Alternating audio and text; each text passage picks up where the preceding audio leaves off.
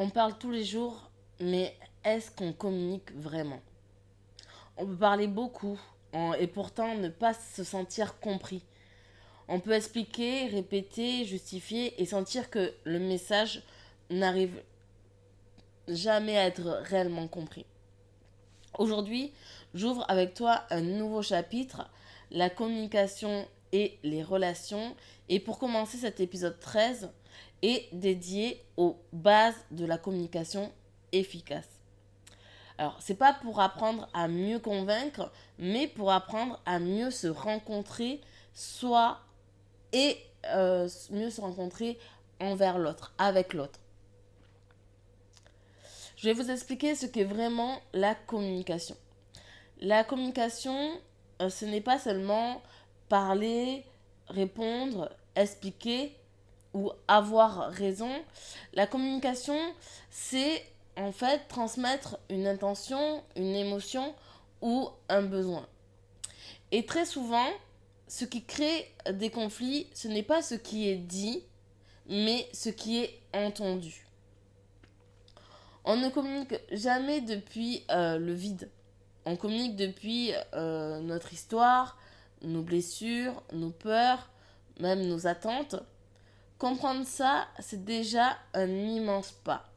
Il faut savoir que parfois, la communication, elle peut être mal interprétée. Les mots qu'on peut dire à un autre, on a l'intention par rapport à notre vécu. Et parfois, le vécu d'une autre personne peut ressentir votre message comme une attaque, comme une remarque. Et en fait, ne va pas réagir comme vous aurez réagi à ces mots-là, parce que vous n'avez pas la même définition ou la même réaction à ces mots-là. Et c'est pour ça que je vous dis que on communique jamais avec rien, avec le vide. On communique de par justement notre histoire, de par ce qu'on a vécu, de par nos blessures, de par nos peurs ou nos attentes. Alors je vais vous expliquer la première base de la communication, c'est se comprendre déjà soi-même avant de vouloir communiquer avec d'autres. Avant de chercher à être comprise, il faut apprendre à se comprendre soi-même. Il faut que tu te poses ces questions qui sont simples, mais qui ont le mérite d'être posées. C'est qu'est-ce que je ressens vraiment? Avant de parler, avant de réagir, avant de répondre, avant de vouloir expliquer, demandez-vous qu'est-ce que je ressens vraiment? De quoi ai-je besoin là maintenant quand je cherche à parler à un autre? Est-ce que je parle pour être entendu ou pour être reconnu? Ces trois questions, elles sont simples, mais elles vous permettront de savoir l'intention d'y mettre, la forme, les mots à utiliser, en fonction de soi, d'accord? Comment on se positionne nous dans la communication pour faire passer le message à l'autre. Et il est essentiel d'apprendre à se comprendre soi-même. Pourquoi on cherche à communiquer? Beaucoup de tensions, en fait, viennent du fait qu'on demande à l'autre ce qu'on n'a pas encore identifié en nous-mêmes, en soi.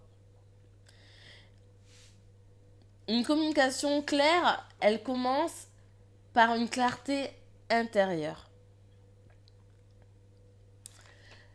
La deuxième base, c'est parler en je, pas en accusation, c'est-à-dire pas avec le tu qui tue. Alors ça, je le dis souvent dans mes coachings, souvent dans la formulation, parce que parfois on me dit oui, mais moi je l'ai déjà dit, mais comment l'as-tu dit? Est-ce que tu l'as dit en te positionnant en tant que je ou en te positionnant en tant que tu? D'accord? Qui tu? Est-ce que tu as dit tu? Une communication efficace, elle ne pointe pas du doigt.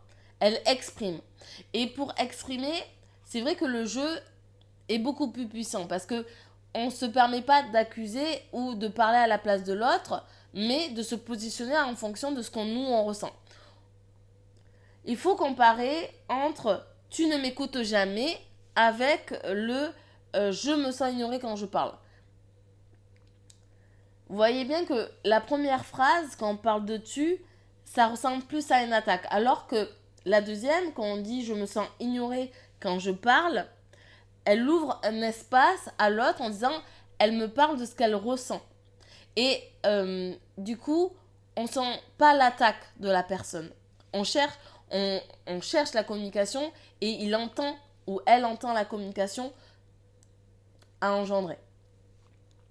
Parler en jeu, ce n'est pas être faible, d'accord, loin de là, d'accord, parce que même si on exprime nos émotions, nos sentiments, ça ne nous fragilise pas.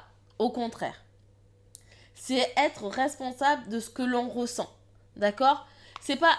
Parce que je sais qu'on dit oui, mais moi, je suis pas trop du genre à parler de ce que je ressens, de mes émotions. Je suis quelqu'un d'introverti, j'aime pas me mettre fragile aux yeux du monde. Mais en fait, vous savez que exprimer ses émotions et ses sentiments, c'est une force.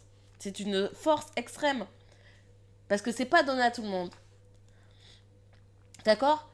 Et montrer qu'on est responsable de ce que l'on ressent et pouvoir l'exprimer, c'est énorme. C'est pas se dévaloriser ou se fragiliser ou se mettre en tant que victime. Non, c'est mettre des mots sur nos émotions, nos sentiments. Tu ne peux pas contrôler la réaction de l'autre, mais tu peux choisir la façon dont tu te présentes et tu présentes la situation. La troisième base d'une communication, c'est écouter vraiment l'autre. S'écouter soi, mais aussi écouter l'autre. Écouter, ce n'est pas attendre son retour pour répondre, c'est pas préparer sa défense, c'est ou corriger l'autre. Écouter, c'est être présent sans interrompre. Accueillir la réponse sans juger. Entendre au-delà des mots. Écouter a vraiment un sens. D'accord. Je sais que dans la vie de tous les jours, quand on écoute quelqu'un, c'est pour avoir une répartie derrière, avoir une réponse peut-être tranchante. Parfois, on coupe la parole à la personne qui nous parle parce que elle n'exprime pas la même vérité que nous. Mais il faut savoir que parfois, l'autre n'a juste pas besoin d'une solution, n'a pas besoin d'avoir une réponse. Il a juste besoin de se sentir entendu. Et ça change tout dans une relation. La quatrième base, c'est gérer ses émotions avant de parler. Parler sous le coup de l'émotion, c'est souvent parler depuis une blessure. C'est pour ça qu'on dit de ne jamais réagir quand on est trop content ou trop mécontent, parce que c'est biaisé. La communication efficace demande parfois de se taire un instant, comme on dit, de tourner cette fois sa langue dans sa bouche, de respirer et de revenir à soi. Et avoir ce genre de réaction, ce n'est pas fuir la discussion, la communication, c'est justement se respecter, prendre le temps de répondre. Je ne sais pas si ça vous est déjà arrivé, mais des fois on répond tac au tac. On attend une réponse, on se dit ah, je sais que s'il me répond ça, je vais lui dire ça.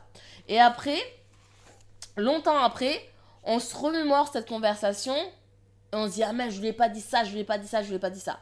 C'est parce qu'à ce moment-là, vous n'avez pas pris le temps de respirer. Vous n'avez pas pris le temps de vous taire un instant et de revenir à vous-même, à l'essentiel.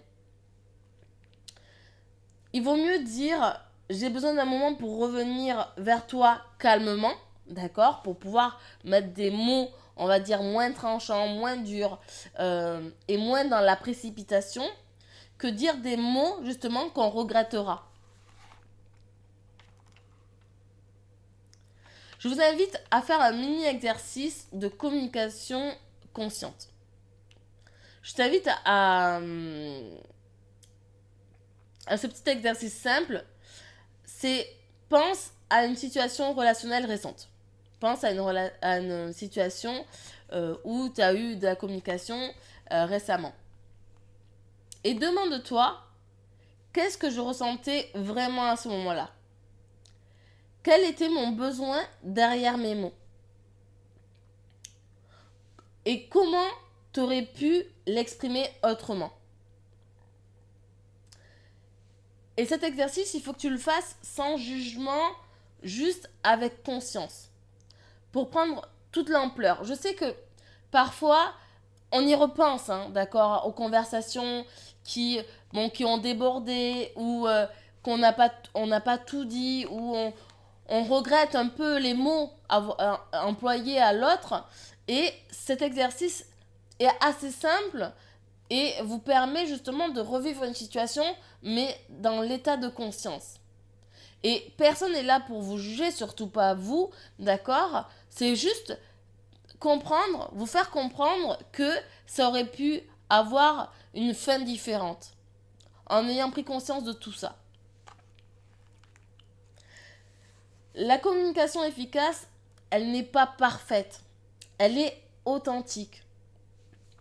Elle demande de la présence, de l'écoute, du courage et beaucoup de bienveillance.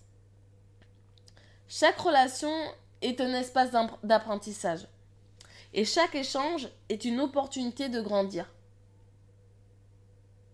Ne vous fermez pas à la communication, à l'écoute, à l'échange, mais ouvrez-vous à vous-même. Parce que plus vous allez vous ouvrir à vous-même, plus vous serez à même de vous ouvrir à l'autre. Si cet épisode t'a parlé, je t'invite à le partager ou à laisser un commentaire et à t'abonner. Dans les prochains épisodes, on ira plus loin dans la communication relationnelle, dans les non-dits, les conflits, les blessures et les limites. Mais pour aujourd'hui, rappelle-toi ceci. Mieux communiquer, c'est avant tout mieux se rencontrer. Je te dis merci et à très vite.